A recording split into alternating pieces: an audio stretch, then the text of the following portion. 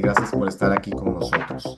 Muy bien, pues bueno, antes de comenzar, sí, pues comentarles pues quiénes somos, ¿no? Pues como nos conocen, Next es una firma consultora internacional que nos enfocamos en el fortalecimiento institucional de las organizaciones de la sociedad civil y también trabajamos toda la parte de innovación social y planeación estratégica. Dentro de la planeación estratégica de las organizaciones, pues vemos el tema de recursos humanos y comunicación interna, que justo es el tema que vamos a abordar el día de hoy, ¿no? Entonces, me gustaría comenzar con nuestros los ponentes. Le doy primero la palabra a Daniel Cárdenas, quien es experto en temas de gestión del talento humano, que nos acompaña desde Bogotá, Colombia. Adelante, Daniel, bienvenido. Hola Alejandro, muchas gracias. Hola a todos los que se han unido a este webinar. ¿Me confirma Alejandro que sí se me oye? Se oye muy bien, perfecto. Bueno, perfecto. Muchas gracias a todas las personas que se han unido y que se siguen uniendo a nuestro webinar. Muchas gracias a Alejandro y al equipo de Next por invitarme a participar acá. Venimos conversando desde hace algún tiempo de poder relanzar y Beatriz, procura trabajar. que aquí no sea el Por ahí aparato. hay alguien que toca mutearse. Gracias. Venimos conversando un tiempo de este relanzamiento de los servicios de recursos humanos.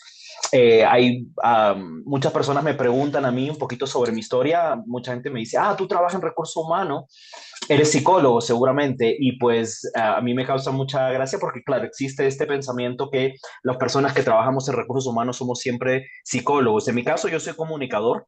El destino me llevó a trabajar en todo lo que es comunicación interna dentro de las empresas y una cosa fue llevando a otra. Desde hace más de 15 años ya trabajo específicamente. Empecé en el área de reclutamiento y luego fui abarcando más, porque reclutamiento no se limita solamente a revisar currículums y terminar eh, contratando a una persona, sino que implica una serie de variables, ¿no? Eventualmente sí, eh, empecé a estudiar más, a prepararme más, y ya son más de 15 años que venimos trabajando en eso, y siento que el acercamiento que tiene Next, ese factor humanista, se acerca bastante también a mi propio acercamiento al tema de recursos humanos. Alejandro.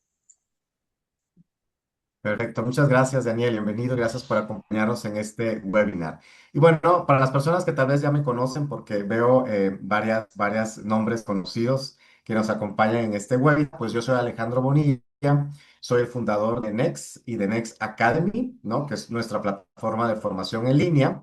Y bueno, dentro de Next pues vemos todo el tema de planeación estratégica y dentro de este tema vemos cómo diseñar planes e implementar y evaluar planes de recursos humanos y comunicación interna, ¿no? Entonces, pues, de nuevo, bienvenidas a las personas que se conectan y nos acompañan. ¿Qué vamos a ver el día de hoy? Perdonen que mi internet está un poco lento. ¿Qué vamos a ver el día de hoy? Pues vamos a ver 5 temas claves, ¿no? Que digamos, son estrategias que no deberían de faltar en un plan de recursos humanos y comunicación interna. Vamos a ver procesos de selección del personal, cómo hacer una buena evaluación de desempeño del capital humano. Vamos a ver estrategias para crear un programa de educación continua.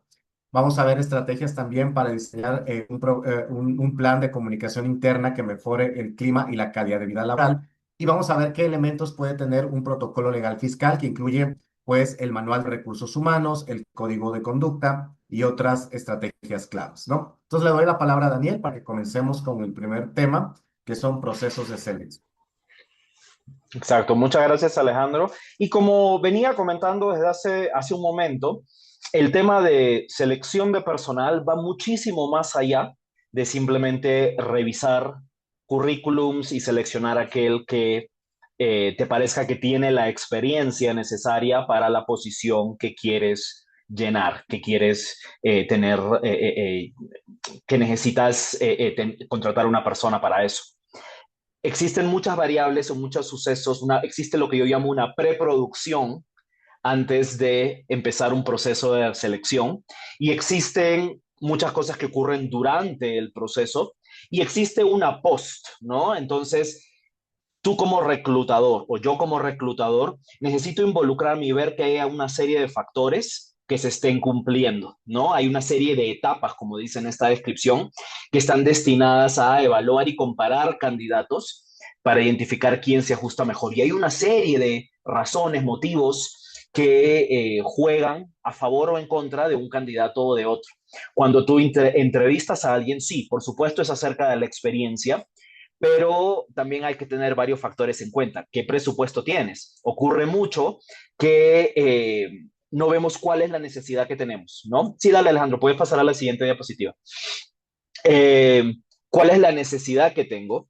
¿Tenemos a alguien que está haciendo esto? ¿Tenemos a alguien en esta posición, en esta área, que lo está haciendo, pero de pronto no cumple con todo lo que necesitaríamos? ¿Qué capacitaciones tendría que tener esa persona para poder cumplir con lo que tenemos? ¿No? ¿Qué cosa nos está y cuál sería la curva de aprendizaje de esa persona de igual manera? ¿No? Entonces, ¿qué nos conviene? ¿Sumar a una persona más? Cambiar a la persona que tenemos, evaluar si esa persona que tenemos la podemos pasar a otra área.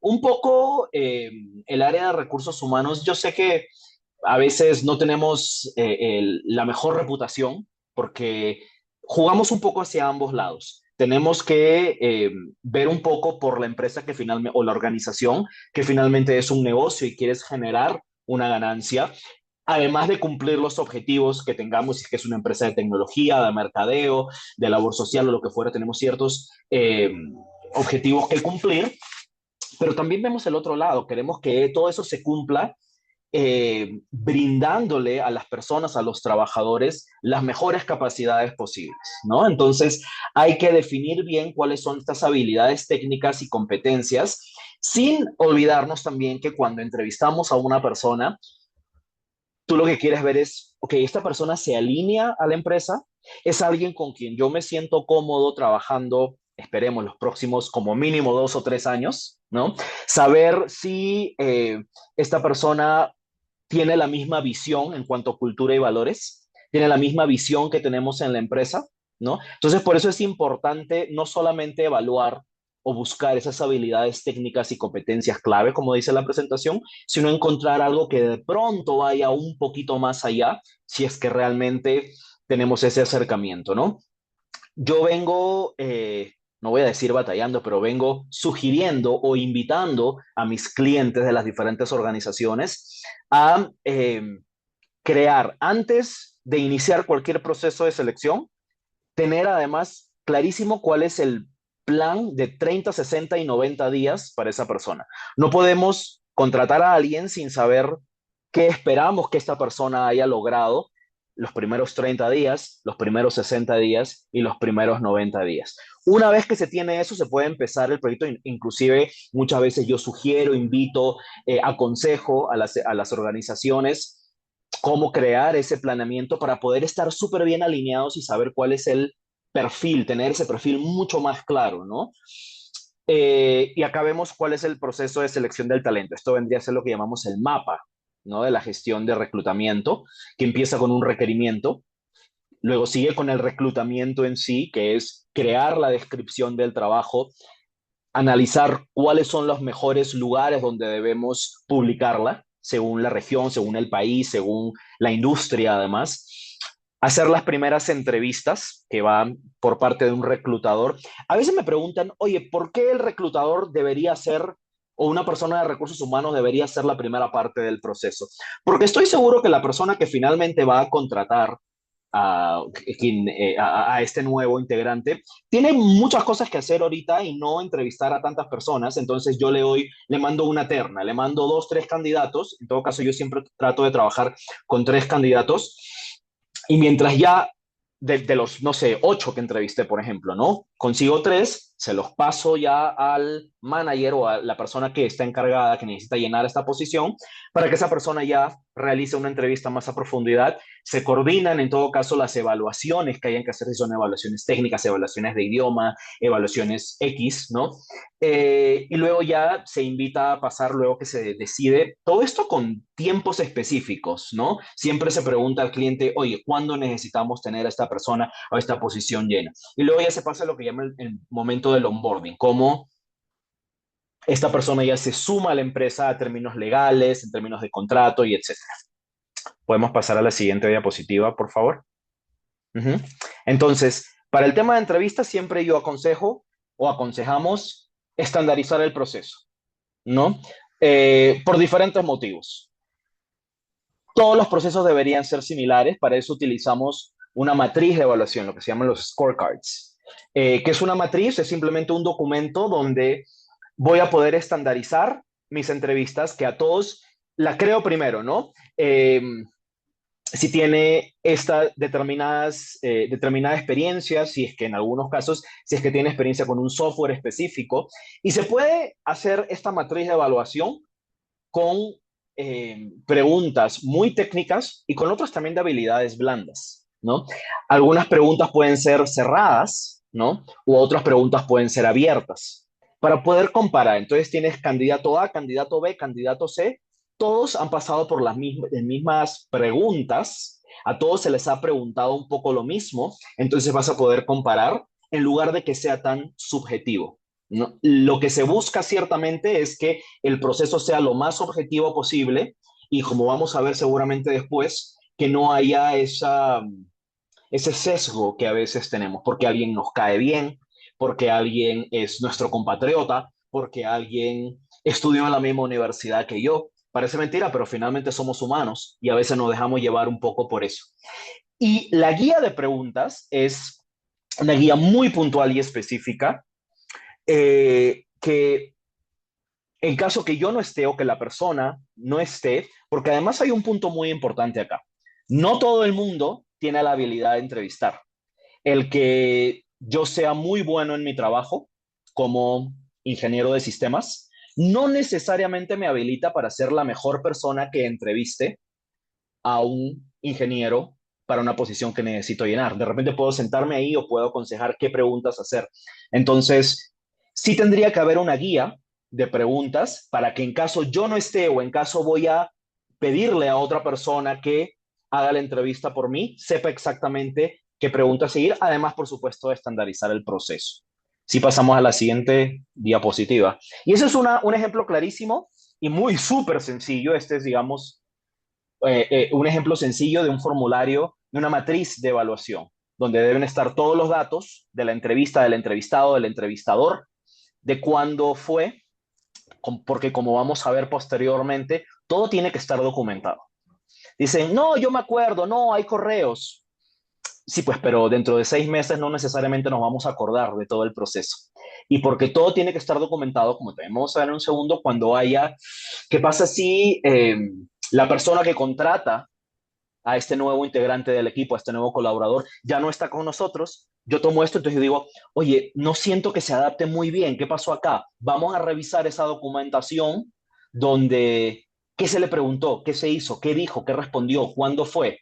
A veces no nos podemos guiar solamente de los correos, sino que toca documentar eso. Como ven, nivel de preparación, entonces yo estoy poniendo como que pobre, justo, bien, excelente y algún comentario adicional. Es importante la parte de comentarios para que no quede tan subjetivo, ¿no? Profesionalismo, experiencia laboral, habilidades técnicas. Parece algo muy sencillo, pero finalmente, sobre todo cuando comparas uno con otro, A, B con C, candidato A, B y C, ahí puedes empezar a notar la diferencia. Entonces, la creación de estas matrices de evaluación es algo que nosotros recomendamos y que me parece súper importante. ¿Sí? ¿Podemos pasar a la siguiente, por favor? Uh-huh. Luego viene el tema de los KPIs, ¿no? En reclutamiento yo les voy a decir de plano que yo no soy un reclutador que ciertamente siempre sugiera entrevistar, que tú como manager o como persona que necesitas llenar una posición, entrevistes 12 personas. Eso es algo, una característica un poco desfasada, vamos a decir. Para eso estoy yo, para yo entrevistar al grueso de personas y pasarte los candidatos que yo creo que se alinean más a lo que tú estás buscando. Entonces, me ha pasado con muchos clientes que la primera persona que entrevistan dicen, no, esta es la persona, vamos para adelante, ¿no? Hay, entonces, dentro de los KPIs, que son estos indicadores de gestión, yo particularmente no siempre sugiero cantidad de personas entrevistadas, sino que hay dos en esencial, que es el TTF y TTH, que es tiempo para llenar la posición desde que yo ya publico esta posición hasta el momento que ya se llenó la posición, ¿no? Y el tiempo para contratar al candidato. Desde el momento que el candidato Alejandro Bonilla postula, independientemente de cuándo se publicó el trabajo, ¿no? Desde el momento que este candidato postula hasta el momento que es contratado. Ese puede parecer menos relevante, pero luego cuando en el tiempo empiezas a comparar y dices, oye, nos estamos demorando un montón en contratar a la persona indicada, ¿no? Entonces vemos cómo podemos crear eh, objetivos más grandes, que los vamos a ver los OKR, donde reduzcamos esos tiempos. Eh, el segundo aspecto, el segundo tema del que queremos hablar luego del reclutamiento, porque esa es, digamos, la primera parte. Ya, contratamos a las personas y, en fin, viene con la evaluación del desempeño. ¿Qué significa la evaluación del desempeño? Tiene que ser un proceso nuevamente estructurado y documentado, donde podamos medir el rendimiento. No es solamente ya lo contratamos, sino cómo a lo largo del tiempo vamos evaluando a estas personas y vamos viendo qué necesidades necesita cumplir, qué objetivos necesita cumplir y qué soporte le podemos brindar a nosotros como empresa para que esta persona siga aportando, ¿no? También hay que ver, como siempre, yo soy muy recurrentemente siempre me fijo, no es solamente el nivel técnico, sino la fortaleza. Entonces yo puedo decir, X persona es súper técnico, de pronto no es la mejor persona trabajando en equipo, entonces vemos cómo podemos manejar eso. Entonces, sobre todo a la hora de promociones, a la hora de ascensos, a la hora de cambios, ¿no? Vemos en qué área puede funcionar mejor esta persona. Y por supuesto, ver el tema de desarrollo personal, ¿no? Qué importante es la retroalimentación, sobre todo cuando dentro de la evaluación eh, tiene que ver con el feedback o retroalimentación. Primero, habría que ver qué tan continua debe ser esa retroalimentación. ¿La hacemos semanal? ¿La hacemos diaria? ¿Qué tanta independencia le estamos dando a esta persona? ¿Qué tanto seguimiento hay que darle a la persona con la que estamos trabajando? Eh, ¿Se da de manera semanal? ¿Se da de manera trimestral también, algo más grande a nivel grupal? Luego hay una evaluación semestral o anual. Las empresas generalmente suelen manejar varias. Y ver, y hay un tema acá que yo converso mucho con mis clientes, que es, oye, X persona no me está funcionando. Ojo, pero ya lo contratamos, tú lo has contratado. No es tan sencillo como que las cosas no son blanco y negro. Entonces, crear en base a toda esta evaluación que hacemos, planes de mejora y actualización. Ok, está faltando esto, ¿qué podemos hacer para que esta persona mejore su rendimiento? De repente es menos técnica, cosas tan sencillas como, oye, de repente un curso le puede funcionar. Seguramente Alejandro nos va a hablar luego de la educación continua. Podemos pasar a la siguiente, por favor. Uh-huh. Entonces, hay varias formas de evaluar esto. 90, 180 y 360 grados, como se le dice. La de 90 grados es muy sencilla, es cuando es directa. El jefe o la persona encargada hace la evaluación sobre el, no quiero usar la palabra subordinado, pero la persona que le reporta a él o a ella, ¿no? Entonces es una evaluación muy directa. Yo como jefe de alguien hago una evaluación y un reporte sobre esta persona, mientras que la de 180 va en ambas direcciones. A veces yo como jefe no me doy cuenta de acciones que estoy realizando y que la otra persona está sintiendo y que por X motivos no me ha dicho. Entonces, al hacer una evaluación 180, esa va en ambas direcciones. Yo evalúo a la persona que me reporta a mí y mientras que la persona que me reporta a mí también hace una evaluación. Es parte siempre súper importante preguntar durante las entrevistas, al inicio, en los procesos de reclutamiento, ¿qué esperas tú de tu manager, de tu jefe o de la persona a la que tú le reportas? ¿Qué esperas? Para tener en cuenta e ir alimentando yo no, mi base de datos mental, vamos a decir, con esas sugerencias que hacen las personas. Mientras que una evaluación de tipo 360 va en muchas más direcciones. Va donde también de repente personas con las que trabajo nos hacemos evaluación unos a los otros, sobre todo cuando colaboramos en conjunto. Y ahí en la evaluación de tipo 360, inclusive se crea una matriz de preguntas y de, como se dice, tipo encuesta a los clientes. ¿Qué piensas de la función de X persona como asignado a ti? ¿No? Entonces podemos hacer un reporte de evaluación mucho más completo. además de la autoevaluación y de evaluación por resultados que funciona según el tipo de cargo. Si es una persona que está más en el área comercial, hay que medir si alcanzó esos resultados. Si no los alcanzó, habría que ver por qué, ¿no? La evaluación por resultados te mide si llegaste o no llegaste, o si cumpliste o no cumpliste con esos objetivos, no necesariamente cómo lo hiciste, ¿no? Para eso están las evaluaciones 90, 180 y 360. ¿Podemos pasar? Sí. Este es un tema súper importante, que es que ya vimos los KPIs, que son esos indicadores de gestión progresiva, mientras que podemos marcarnos metas mucho más grandes, objetivos mucho más grandes que generalmente son semestrales o anuales. Esos son los OKR, ¿no? Que son resultados claves, objetivos de resultados claves. Entonces, yo en un año quiero, no sé, me invento, quiero mejorar la eficiencia del proceso de selección dentro de la empresa. ¿Ok? Esa es una meta mucho más grande en un año. Mientras que voy a generar KPIs, que son los que yo mido mes a mes, ¿no? Pero obviamente esos OKRs tienen que cumplir objetivos o metas SMART, ¿no? O sea, que tienen que ser, es un término muy, que viene mucho del mercadeo, ¿no? Que tienen que ser medibles, que tienen que ser reales o realistas, que tienen que ser, medirse en un tiempo específico. Eh, yo he trabajado de pronto con clientes que tienen objetivos muy grandes, pero no se dan las condiciones, no son condiciones realistas, ¿no? Me invento, no, ni siquiera me invento, con casos reales, donde empresas de tecnología que ofrecen servicios de telefonía, por ejemplo, quieren mejorar sus ventas, pero de pronto analizando bien, el, el producto que están ofreciendo tiene muchas falencias, técnicamente hablando, y recién están en el 20% de actualización de ese software, por ejemplo. Entonces, no es muy realista porque no hay mucha satisfacción del lado de experiencia del usuario.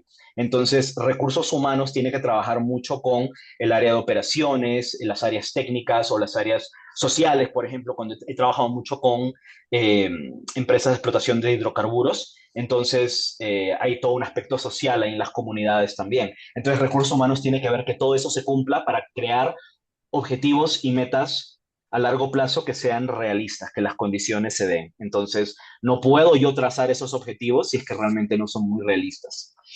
Y, por supuesto, es importante la trazabilidad y la documentación de todo. Como les decía hace un rato, básicamente porque ahorita yo me acuerdo, pero dentro de 6 meses no estamos tan seguros si nos vamos a acordar. O dentro de un año, quien va a hacer la evaluación va a ser otra persona, porque quien contrató ya no está en la empresa o está en otra área. ¿Okay? Entonces, todo eso tiene que estar súper documentado y también porque hay personas que después de un tiempo en la empresa dicen, oye, que mira, que podemos hablar de un ascenso, una promoción o un cambio de sueldo, una bonificación. Todo eso tiene que estar justificado. Entonces, revisamos eso y si no ha habido realmente un progreso o una mejora, ¿no? Tú te corres el riesgo de que esa persona se te vaya. Recordemos que gran porcentaje, no quiero decir un número exacto, pero gran porcentaje de personas que se van de una empresa es porque no están contentos, ¿no? No necesariamente porque se van a algo mejor, es porque quieren tener la posibilidad de crecer. Entonces, si nosotros no creamos esos objetivos OKR, esos objetivos medibles, para poder documentarlos y eventualmente ofrecer mejores condiciones, sean mejores condiciones de trabajo, económicas o lo que fuera, nos corremos un riesgo importante ahí. ¿Sí? Y solo para acabar con eso, los típicos errores tienen que ver con eh, lo que hablábamos primero, ¿no? No, me cayó bien, me cae bien o me cae mal. eh, y no hacer el seguimiento, ¿no? Eh, correspondiente, no hay una documentación para poder cuantitativamente decir si esta persona alcanzó esos objetivos que nosotros creamos, los alcanzó o no los alcanzó. Eh, Esos suelen ser los principales errores y no hacerle seguimiento a eso, a esa documentación para poder generar los cambios o mejoras que la empresa o que el negocio requiere. Eso sería por el lado, creo que esa fue la última diapo. Sí, Alejandro, creo que ahí pasamos a la sección de preguntas.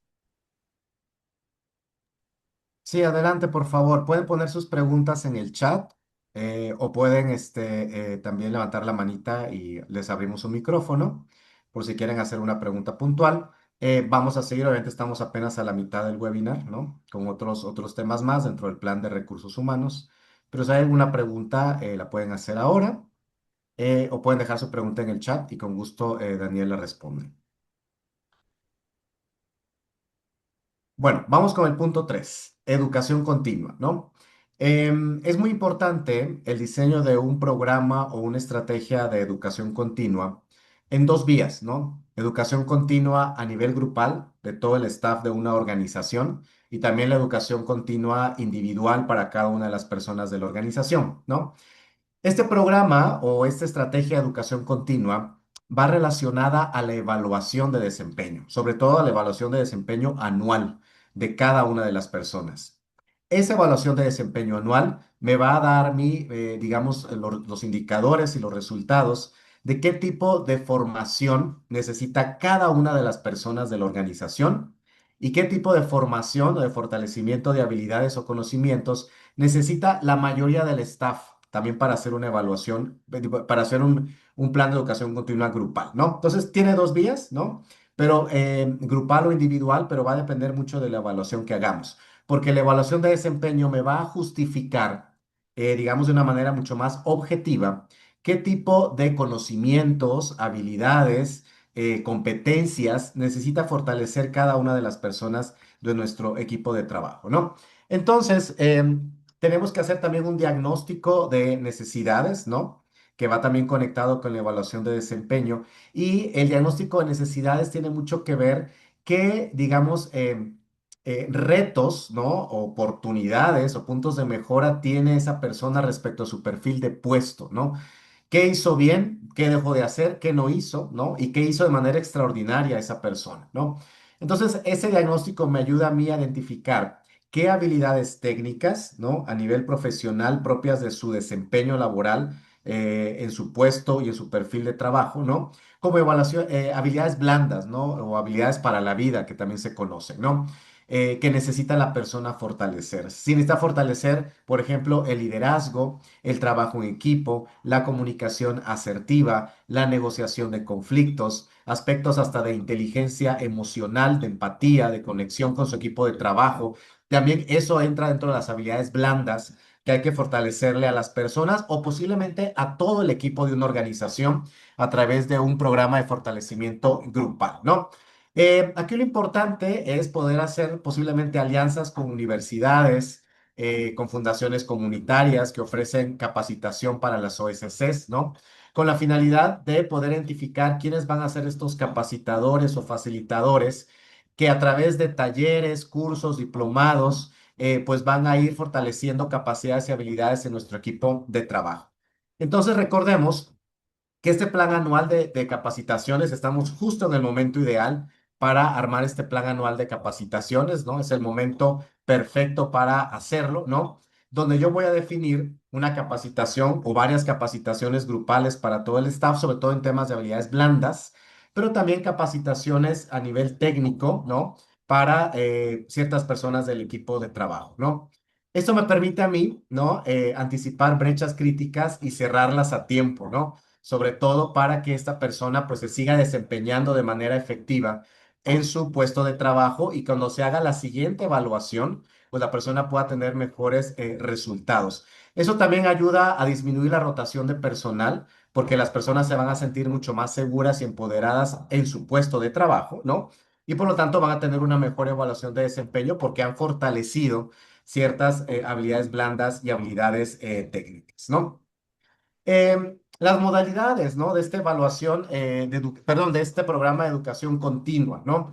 Puede ser presencial o en línea, como les digo, puede ser una formación, un diplomado, un taller, hasta una maestría, ¿no? Que se le pueda dar a la persona, tanto presencial en línea o sincrónica o asincrónica, ¿no? A través de cursos de formación autodirigidos. Puede ser también a través de un coaching, ¿no? De una asesoría individual que se le pueda brindar a la persona, dándole un acompañamiento mucho más personalizado para fortalecer esas habilidades técnicas sobre todo, ¿no? Y las formaciones pues van a depender del tiempo que se necesite que la persona esté fortaleciendo capacidades de acuerdo a su perfil de puesto y también de acuerdo a su tiempo de, digamos, de trabajo, ¿no? Entonces, puedo fortalecer también el scaling, habilidades que ya existen, ¿no? Que ya tiene la persona de alguna manera un poco débil, ¿no? Pero se las podemos fortalecer porque sabemos que la persona tiene muchísimo potencial, ¿no? Y reskilling tiene que ver con el escalamiento, cómo esa persona le podemos, por ejemplo, ir fortaleciendo su capacidad de liderazgo, porque es una persona que tiene un gran potencial para dirigir un grupo de trabajo, ¿no? Para dirigir a un grupo de colaboradores que estén bajo su cargo, porque la persona tiene capacidades de liderazgo, pero hay que desarrollárselas un poco más, ¿no? Esto crea pues una cultura de aprendizaje, ¿no? Donde todo el staff se siente, digamos, motivado, interesado a, después de recibir su evaluación de desempeño, pues conocer los resultados de esa evaluación de desempeño y conocer qué tipo de capacitación se le va a proveer durante el año. Entonces es muy importante en este momento también poder asegurar un presupuesto para un programa de educación continua para el 2026. Podemos ahorrarnos recursos y aliviar el presupuesto si tenemos alianzas con universidades que nos puedan ofrecer medias becas o becas completas, o si podemos tener este acompañamiento también a través de fundaciones comunitarias, ¿no? Vamos con el punto 4 de este plan de comunicación de recursos humanos y comunicación interna. Vamos a ver el tema de comunicación interna, que es un tema que fortalece el capital humano, ¿no? Fortalece la gestión del recurso humano porque permite, ¿no? Tener buenas prácticas de transparencia, de confianza, de empatía y de conexión y fidelización de nuestro personal con la misión y la visión de nuestra organización, ¿no? Facilita también una colaboración, pero sobre todo mejora el clima laboral, fortalece la calidad de vida laboral y el bienestar emocional de las personas. Por eso es importante no dejar de fuera en una planeación de recursos humanos la estrategia de comunicación interna, ¿no?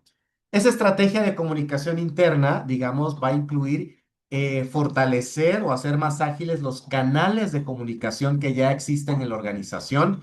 Por ejemplo, reuniones, buzón de sugerencias, eventos, ¿no? Que ayudan a que la comunicación fluya mejor en la organización. ¿Con qué frecuencia vamos a llevar a cabo estas actividades que fomentan la comunicación interna? Que las vamos a segmentar de acuerdo a los diferentes áreas o departamentos de la organización, ¿no? También, porque la comunicación, digamos, va a tener que ser organizada u ordenada de acuerdo a lo que necesita cada área de la organización. ¿Y qué tipo de comunicación, con qué tono, con qué lenguaje nos vamos a comunicar con cada una de las áreas de la organización y los diferentes equipos de trabajo? Cuando hay buena comunicación interna, eso también fortalece la reputación de la organización a nivel interno, que también se conoce como el marketing interno, ¿no?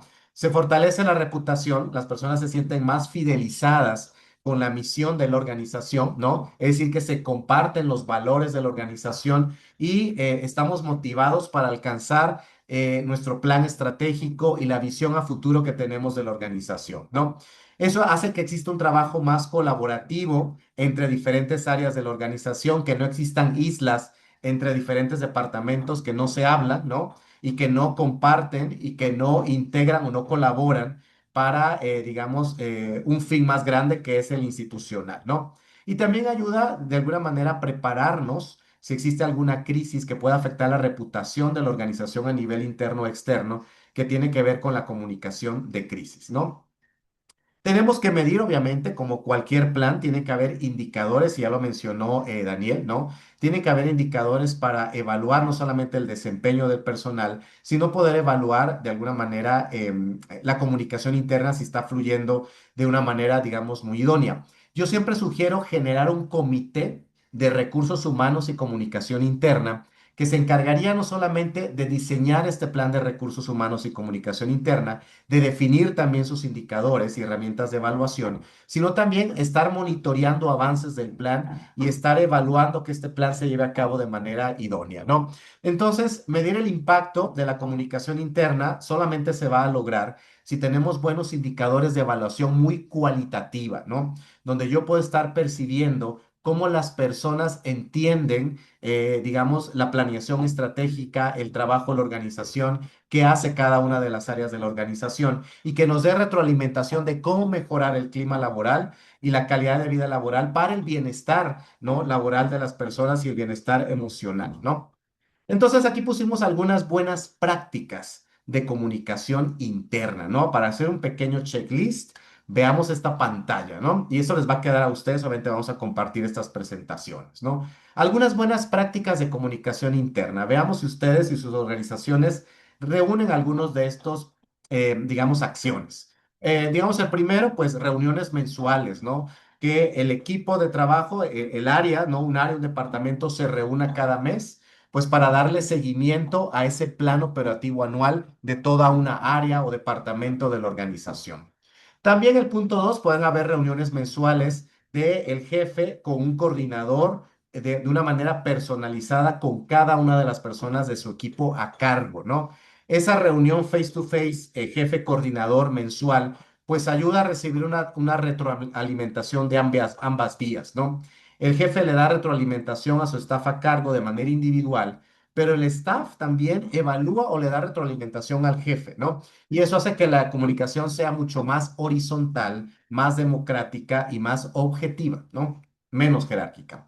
El punto 3, reuniones entre áreas de trabajo para generar ese trabajo colaborativo, ¿no? El área de comunicación se reúne con el área de movilización de recursos para generar un trabajo colaborativo entre posicionamiento y gestión de fondos y alianzas, ¿no? La junta directiva con la dirección ejecutiva se reúne con los jefes, digamos, de departamentos de la organización, pues para armar o darle seguimiento a la planeación estratégica de toda la organización, ¿no? El punto 4, eso es muy sano, hacer presentaciones semestrales y anuales de todos los avances de cada una de las áreas de la organización, ¿no? Digamos, el área de programas cada 6 meses va a presentar, digamos, un reporte semestral o anual de los resultados, de los avances y también de los retos que tiene el área, de cómo está avanzando, ¿no? En la ejecución de los programas o proyectos. La dirección ejecutiva presenta una visión más institucional, más global de cómo la organización va avanzando de acuerdo al plan estratégico institucional. Y así cada una de las áreas de la organización pues va presentando sus avances, sus retos, para que todo el staff de la organización conozca por lo menos de manera general cómo va avanzando cada una de las áreas. Eso evita rumores de pasillo, chismes, malos entendidos, porque todos nos sentimos de alguna manera informados de lo que está sucediendo en la organización. El punto 5, el buzón electrónico de sugerencias, ¿no? Que puede ser a través de un correo electrónico, digamos, general, donde las personas pueden enviar, digamos, o reportear información sobre algún tipo de abuso, de conflictos de interés, acosos, actos de corrupción, entre otros temas que de alguna manera afecten a la institución o a las personas, ¿no? Que representan a la organización. El punto 6, días de puertas abiertas, ¿no? Esto es cuando el área de recursos humanos y la dirección ejecutiva, un día al mes o cada 3 meses, digamos, tiene la puerta abierta o la disposición de tiempo de recibir a las personas que quieran dar alguna retroalimentación, digamos, positiva para la organización, es decir, una retroalimentación constructiva, que de alguna manera las personas también presenten posibles soluciones o sugerencias para poder aminorar esa problemática que ellos están presentando, ¿no? Esta día de puertas abiertas hace que el personal se sienta, pues, valioso, ¿no? Reconocido, porque está aportando sugerencias, recomendaciones para poder mejorar o aminorar, digamos, una problemática o mejorar el clima o la calidad de vida laboral en la organización. También talleres, ¿no? Si ha habido una evaluación, si hubo una evaluación de desempeño donde vemos que hay debilidades en temas de nuevas masculinidades, equidad de género, comunicación asertiva, pues dar toda una capacitación, digamos, grupal para todo el staff. Puede ser también una buena estrategia de comunicación interna. Crear un comité de innovación o un comité de comunicación que le va a dar seguimiento a esas estrategias de comunicación interna o el comité de innovación que va a sugerir, digamos, nuevas estrategias innovadoras para solucionar problemas latentes en la organización, ¿no? Un taller de vocería que también permite formar a los voceros de la organización, también pueden ser buenas prácticas de comunicación interna, ¿no? Dentro de la comunicación interna también tenemos el programa de recompensas. El programa de recompensas son acciones destinadas a motivar, agradecer, destacar y reconocer el buen desempeño del personal, ¿no? Para fidelizarlo con la organización y que esto fortalezca el clima laboral. Aquí tenemos otro listado de un plan de recompensas que puede ser individual o grupal, ¿no? Las recompensas no significa aspectos económicos de aumento de salario, sino más bien cómo vamos a motivar, a reconocer al staff, ¿no? Hacerlo que se sienta más valioso en la organización y que se sienta más motivado y fidelizado con el trabajo que llevamos a cabo, como tarjetas de cumpleaños, de Navidad, tarjetas de regalo por buen rendimiento, comida o cena, digamos, de agradecimiento con todo el staff o con un grupo, con una área, nota de cumpleaños en el boletín, ¿no? Felicitación, digamos, en el boletín por un buen rendimiento, alguna porcentaje de beca para que estudie y siga su formación continua, días extras de trabajo desde casa, días extras personales de maternidad, ¿no? Diploma de reconocimiento, entre otros pequeños detalles que hacen que las personas se sientan más reconocidas y se sientan más identificadas con la misión y los valores de la organización. También podemos tener un plan de recompensas grupal, ¿no? Digamos, para todo el staff de la organización, que de alguna manera venga a fortalecer también habilidades blandas o habilidades para la vida dentro del equipo de trabajo, ¿no? Aquí pusimos un listado, por ejemplo, retiros o talleres o dinámicas de team building, desayuno o comida entre diferentes grupos o áreas de trabajo, diplomas de reconocimiento a una área, un departamento, nota de felicitación a un departamento que ha tenido buen desempeño, ¿no? Entre otras actividades hasta recreativas, ¿no? Que ayudan a fortalecer el trabajo en equipo, a generar, digamos, habilidades más colaborativas que potencien de alguna manera la comunicación y el buen rendimiento del equipo de trabajo, ¿no? Cuando hablamos de dinámicas de team building, que eso también se relaciona con la evaluación de desempeño, ¿no? La evaluación de desempeño que comentaba Daniel también nos va a permitir identificar qué tipo de dinámicas de team building a nivel grupal necesitamos llevar a cabo durante el año para fortalecer habilidades blandas que la mayoría del equipo de trabajo posiblemente necesite fortalecer y que eso va a mejorar el clima, la calidad de vida laboral, ¿no?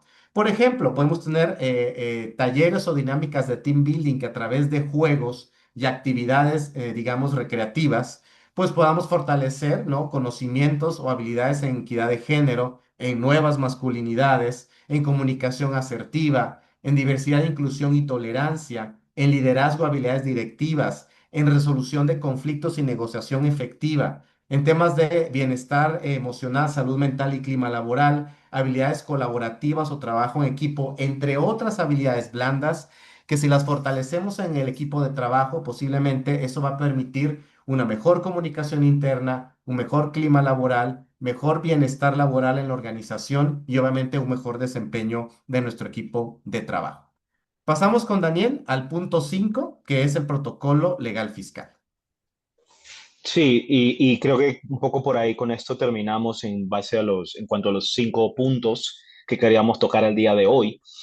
Y lo que queríamos reforzar respecto a este protocolo legal fiscal es que, bueno, evidentemente eso va a variar bastante de país en país, pero creemos que debe existir siempre mucha transparencia. Al decir transparencia es no solamente transparencia de cara de la organización a los candidatos, en este caso, o a los trabajadores, sino mucha claridad y transparencia interna respecto a qué es lo que verdaderamente necesitamos y cómo lo necesitamos. Es por eso que, si pasamos a la siguiente diapo, por favor, tiene que ver con, existe hoy por hoy en muchas organizaciones si es que necesitamos una persona a tiempo completo y permanente o necesitamos a alguien temporal, ¿no? ¿Es para un proyecto específico o para trabajar en más proyectos? Y entonces ha aparecido, sobre todo después de o durante la pandemia, apareció la figura del contratista independiente y es una tendencia que yo quería traer a colación porque se ha hecho muy popular a nivel global de contratar recurso no solamente local, sino recurso internacional. Lo contratas bajo la normativa que tu país indica de cómo contratar a una persona en otra locación. Claro, es distinto porque ahí jugamos un poquito entre ambos lados, ¿no? Trabajas, yo desde Colombia contrato a una persona que está, no sé, en El Salvador, ¿no? Porque encontré en El Salvador muy buenos recursos en estos temas.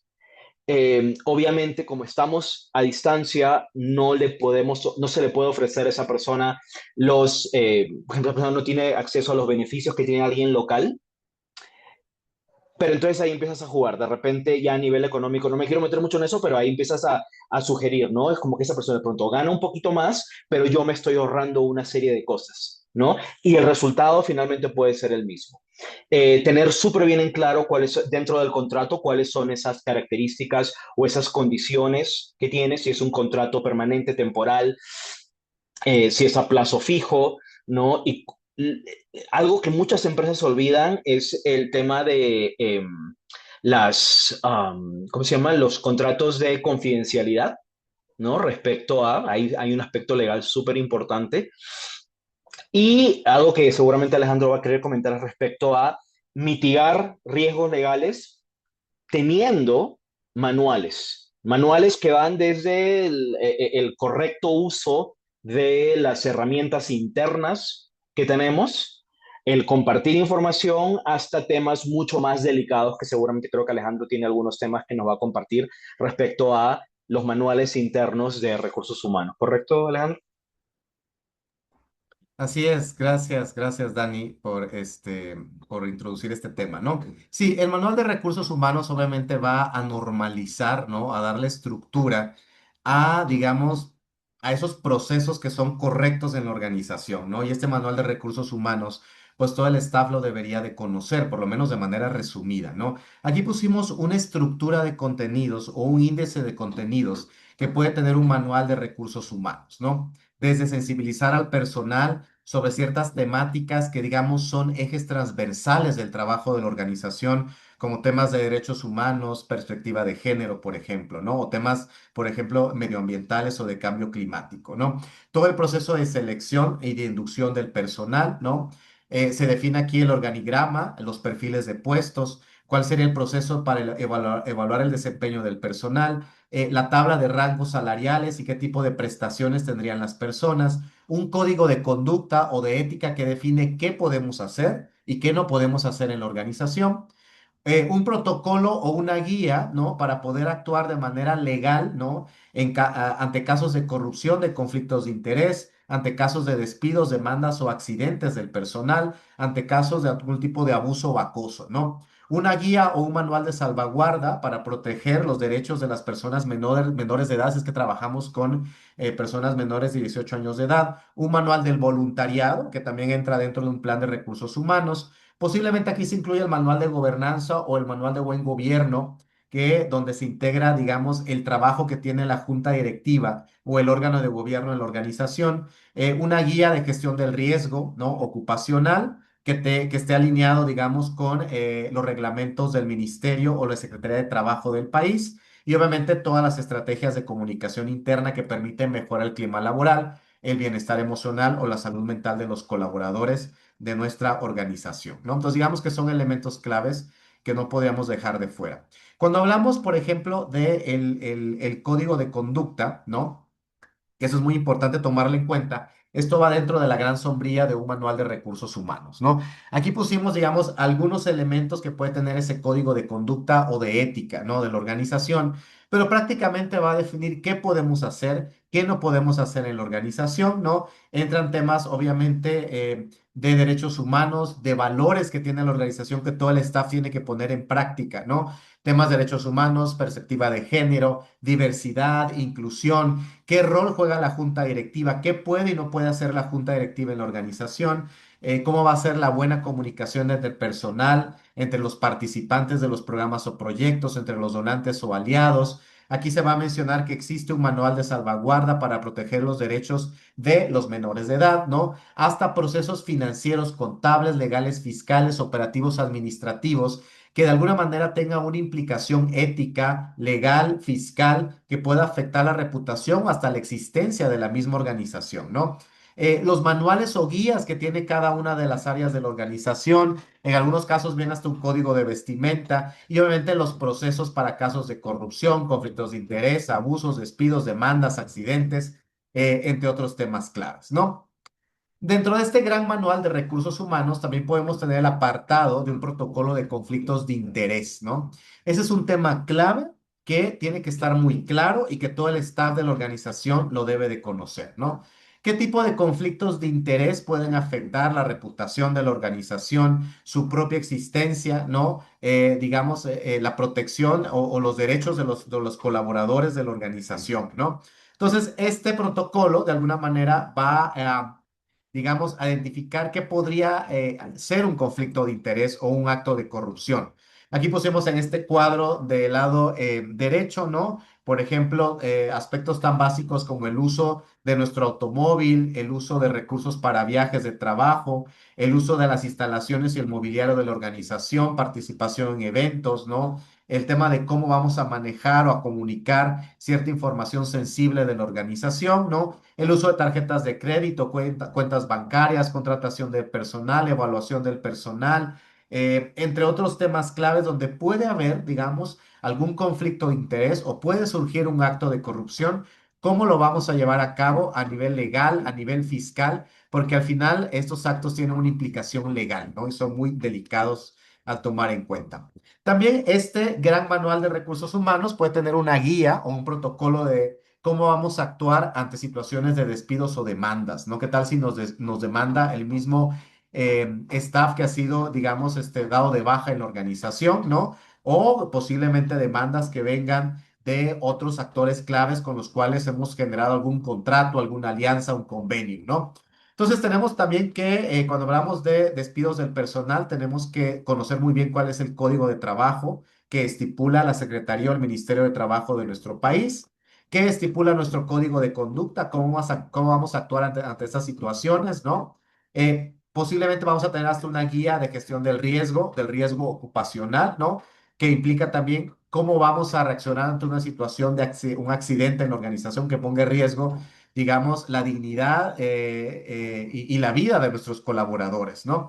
Aquí entran aspectos legales, ¿no? En caso de despidos, demandas, accidentes, ¿no? Y tiene que ver también con ese contrato que va a firmar el personal, ¿no? De alguna manera vamos a estipular cómo vamos a actuar o que nos vamos a regir ante toda esta normativa que tiene la organización a través de manuales, código de conducta y las mismas leyes laborales del país, ¿no?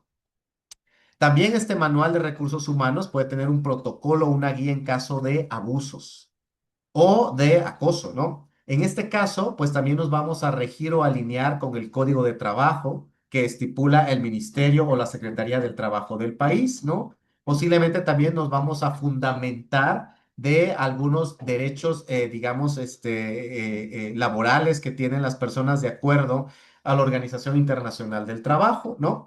Y a toda la normativa que tiene la organización, cómo vamos a proceder a nivel legal, ¿no? Cuando existe un abuso, un acoso, ya sea un abuso físico, psicológico, sexual, ¿no?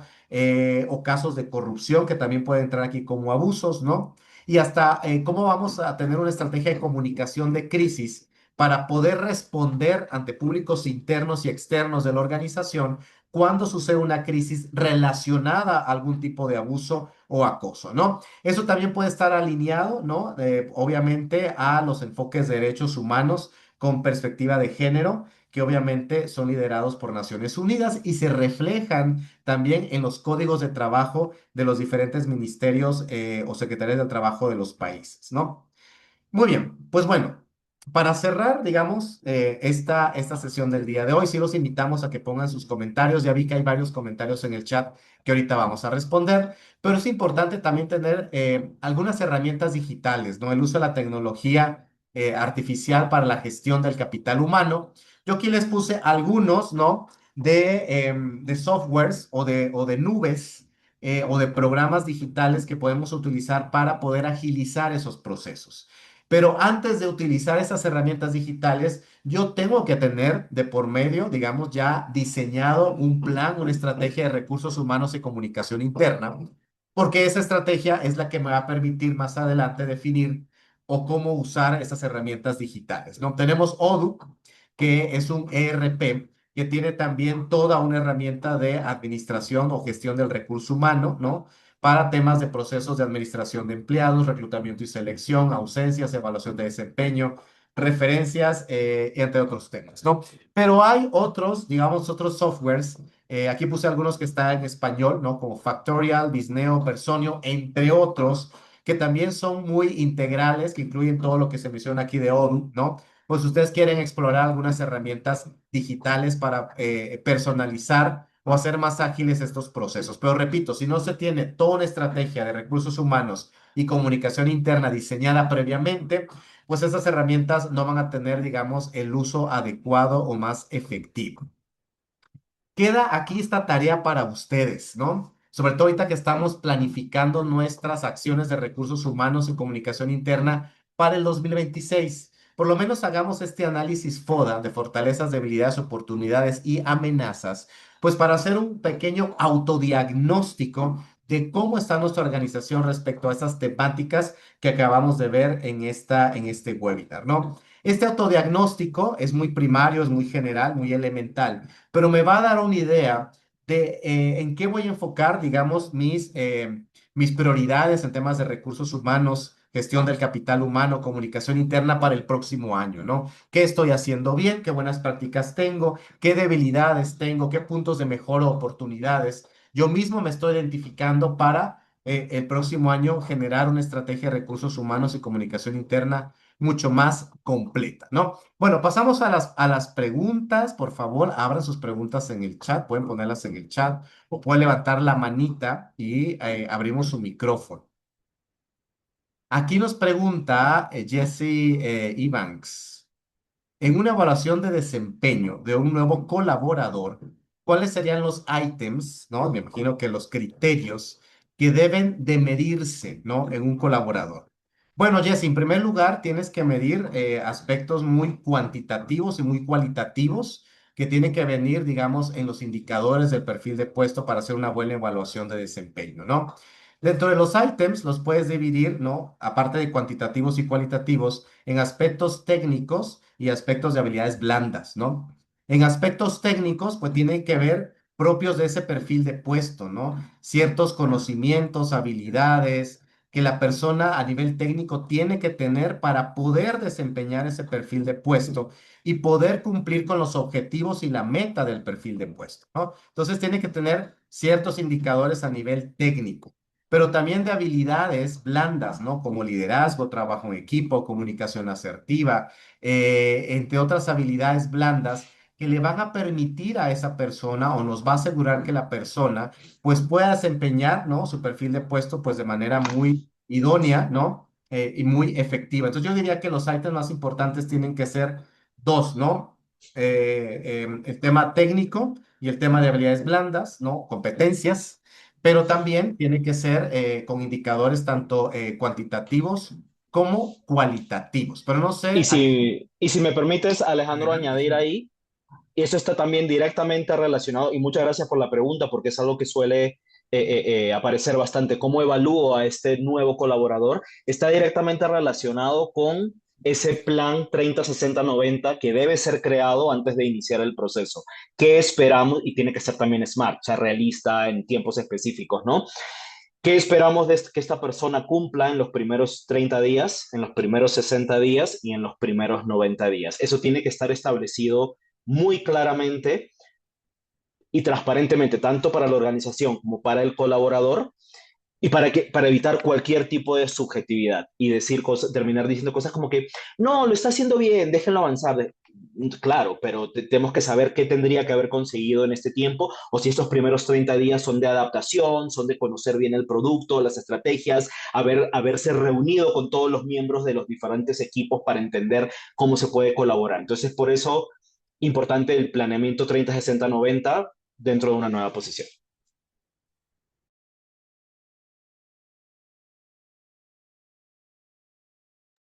Muchas gracias, Dani. Y tenemos aquí una pregunta de Daniel Espinosa, bueno, un comentario, ¿no? En mi organización tenemos el reto de diseñar un plan de recursos humanos del área de procuración de fondos. Ten- tenemos posiciones y perfiles que no están alineados y la líder de área tiene dificultad para delegar y el equipo al que le brinda soporte es grande y se percibe una sobrecarga de trabajo, ¿no? Yo imagino que eso tiene que ver, Daniel, con todo el tema de definición de los perfiles de puestos. Primero pues tener un organigrama bien definido del área de procuración de fondos y posiblemente el área de comunicación y marketing, que son dos áreas que tienen que trabajar de la mano, ¿no? Ese organigrama va a tener perfiles de puestos y cada perfil de puesto va a tener bien definido, ¿no? La meta, los objetivos, las actividades o responsabilidades claves de cada uno de esos perfiles de puestos. El perfil de puesto me va a dar claridad, ¿no? Y va a definir los roles y responsabilidades que va a tener cada persona. Entonces, en este caso, Daniel, es importante revisar o actualizar los perfiles de puestos para que a la persona le quede bien claro cuáles son sus roles y responsabilidades, qué indicadores va a tener su perfil de puesto que se le va a evaluar para que la persona tenga un enfoque bien claro de lo que va a hacer y sobre todo que no se le recargue de trabajo, ¿no? Entonces, perfiles de puestos, importante que incluye indicadores de evaluación del desempeño, tanto cuantitativos como cualitativos, ¿no? Socializar o compartir esos perfiles de puestos con el equipo de trabajo a cargo, ¿no? Y también tener un plan operativo anual, por lo menos, ¿no? Si no se tiene un plan de procuración de fondos o de sostenibilidad financiera, pues por lo menos tener un plan operativo anual del área de recaudación de fondos, donde todo el staff conozca, ¿no? Ese plan y cada uno tenga responsabilidades claras de cómo va a contribuir en ese plan operativo anual, ¿no? Entonces, esa es otra herramienta clave, aparte de los perfiles de puestos bien definidos, tener un plan operativo anual, obviamente tener un plan de movilización de recursos o sostenibilidad financiera, pues que también es clave, ¿no? No sé, Dani, si tú quieres aportar algo más a este No, comentario. no, no, completamente de acuerdo contigo, ¿no? Que la estrategia inicial sería justamente eh, iniciar con un análisis de roles y cargas de trabajo dentro del área de procuración de fondos, que es lo que menciona eh, eh, la persona que hizo la pregunta, para poder identificar qué funciones en todo caso están duplicadas, cuáles no corresponden al perfil actual y dónde es que existen esas brechas de responsabilidad. Con base a ese diagnóstico sería necesario, en todo caso, rediseñar los perfiles de puesto, como dices tú, Alejandro, no para alinearlos con las necesidades reales del área y definir expectativas claras para cada, ojo, definir las expectativas claras para cada miembro del equipo y que haya esa transparencia, ¿no? En paralelo, inclusive, lo que menciona de trabajar con la líder en el fortalecimiento de las habilidades de delegación. A veces sabemos personas que nos cuesta delegar, pero para poder delegar tenemos que estar seguros que esa persona va a realizar una buena gestión. Entonces, tendría que haber una mentoría, un coaching o una capacitación o acompañamiento directo al inicio al menos, ¿no? Para poder distribuir las responsabilidades de manera más equilibrada y también llevar una matriz, nuevamente, documentar todo, una matriz de asignación de responsabilidades. Gracias, Dani. Aquí tenemos una pregunta también de Cintia Lorena, que nos pregunta, creo que esa va más bien para ti, Daniel. Nos pregunta aquí Cintia, ¿qué tipo de contratación se recomienda si se va a trabajar con personas externas a la organización, como asimilados a salarios emitiendo recibo fiscal que nos facture de manera quincenal o mensual?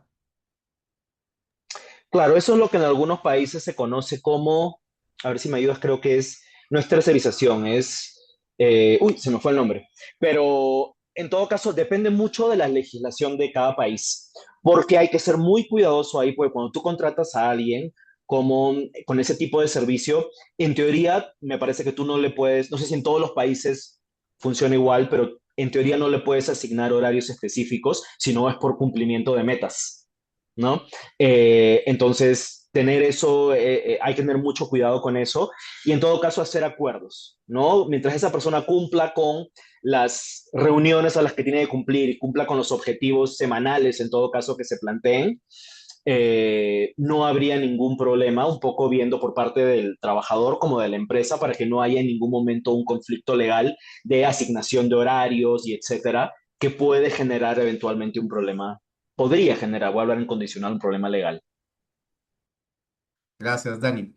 Bueno, invitarles. En enero seguimos trabajando y viendo más a profundidad el tema de recursos humanos y comunicación interna.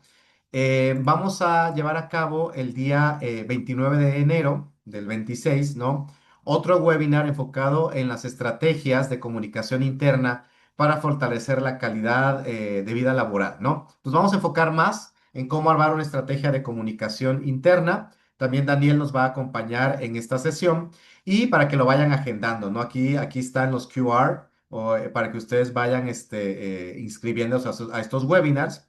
Y luego, el día 26 de febrero, vamos a tener un tercer webinar enfocado en procesos de reclutamiento del personal que sean ágiles y efectivos. Todo el tema de proceso de selección y reclutamiento del personal. Este webinar lo va a estar liderando Daniel junto con Ana Rocío, ¿no? De Next. Van a estar hablando sobre temas de diagnóstico de necesidades del personal, cómo definir los perfiles de puestos, el anuncio de la vacante, el uso de herramientas de la inteligencia artificial para procesos de reclutamiento y selección y cómo llevar a cabo entrevistas ágiles y efectivas del personal, ¿no? Para las personas que se inscribieron a este webinar, obviamente les vamos a enviar esta presentación, les vamos a enviar el video grabado de esta sesión virtual, pues para que ustedes tengan acceso a todas estas herramientas. Es que los invitamos a que se inscriban a estos dos webinars más adelante. Y también los invitamos a que visiten la página web de Next Academy, donde tenemos toda una plataforma de talleres o cursos de formación en línea y también tenemos paquetes, ¿no? Para que ustedes puedan llevar a cabo esta formación de manera autodirigida. Dentro de todos esos paquetes, obviamente, tenemos la gran sombría de planeación estratégica, temas de recursos humanos, comunicación, movilización de recursos, diseño, monitoreo y evaluación de proyectos, diseño del plan de voluntariado, diseño del plan de trabajo de nuestra junta directiva, entre otros temas que vienen a fortalecer al capital humano, pues para que vayan conociendo nuestra plataforma de formación en línea. Cualquier duda que tengan, se pueden comunicar con nosotros, agradecerle su participación en este webinar y no se da ni si quieres dar algunas palabras de cierre. No solamente muchas gracias, estamos contactándonos para cualquier consulta. Si hay preguntas adicionales, son más que bienvenidos en enviarnos un correo, un WhatsApp, para apoyarnos como comunidad y estar siempre presentes. Gracias, Alejandro, y al equipo Next por invitarnos.